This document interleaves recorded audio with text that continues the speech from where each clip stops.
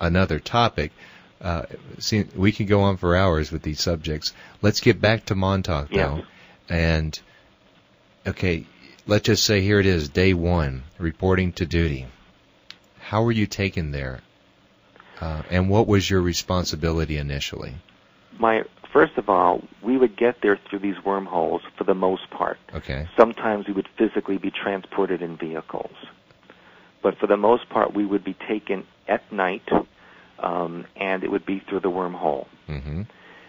When we were there, depending on who you were, you had different functions and responsibilities. In the very beginning, my job was to become a booster or power pack for the psychics on the chair, one of whom was Duncan Cameron.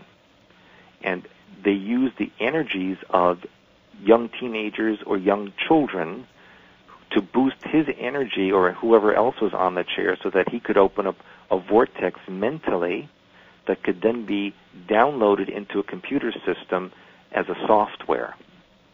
And then that could be replayed without him personally having to do that. What they found was, and what they were trying to do, was to use the human mind to create software that could be downloaded and saved on a computer program and then used and manipulated at will. Did you ever see these computers? Yeah. In the beginning, they were different than they were at the end. In 1970, some of these computers looked like they took up the peripheral of an entire room. Mm-hmm. Some of it was Earth technology, a lot of it was not.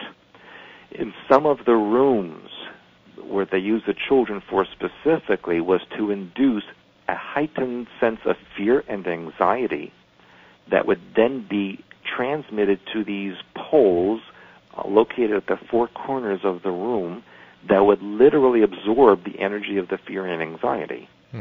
That could then be amplified and broadcast out into the public because mind control works best on a person who is afraid. Sure does. If you create a situation of panic and anxiety, that person's mind pattern is open to the point where they can be manipulated very easily. Could they broadcast that to an entire city? Oh, they have. They have. Do you know of any examples? Yes, that you could the riots in L.A. in '94. Was that an experiment? That was an experiment to see what would happen if chaos existed in a large American city. And they were successful with that. What they were trying to determine was how would people react if it was announced that there was an alien invasion? What would happen in a large city? And could they actually contain it is what they wanted to know, exactly. Right? And as fast as it started, that's how fast they turned it off. Huh. Very interesting. Now, did you prepare the boys in any way? Yeah, I did. Could you describe that for us? Well, in the beginning, I would prepare them like a little military soldier. They had to act in a certain way. They had, under penalty of being hit or punished. Mm-hmm. They had to have their physical bodies prepared in a certain way. They had to really be frightened and anxious and build up the frenzy. And very often they would use my energy to create this state of anxiety and fear in the room. Now, you were 15 at the time? I started when I was 14. I didn't get to do that part of the work until I was about 16. Were you a pretty big guy? Well, I was bigger than most. Yeah. But these boys were just little kids, weren't they? There were many age groups. They were as young as infants in some cases to about 3. Then the other group was till about 8 or 9. Mm-hmm.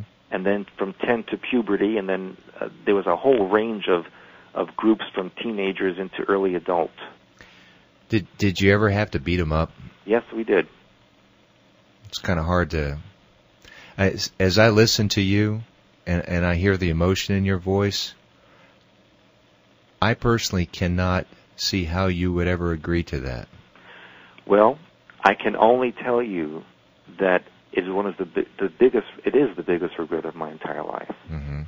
And in fact, with my own children, I have to look at how I speak with them and treat them, and how my reactions fall back to the Montauk reactions that I used to have.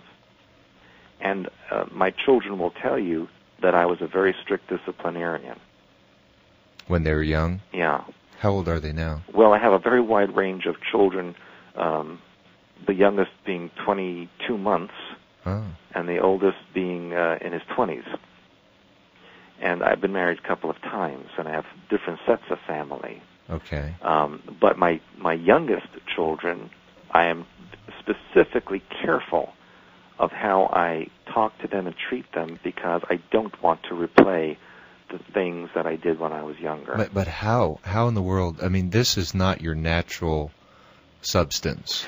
Well, the listener has to understand that we were not consciously doing these things of our own free will, although I do believe there was a part of our mind patterns that allowed this and accepted it. Mm-hmm. So we have to take a look at that. And I believe that they were activating our reptilian brain. Mm.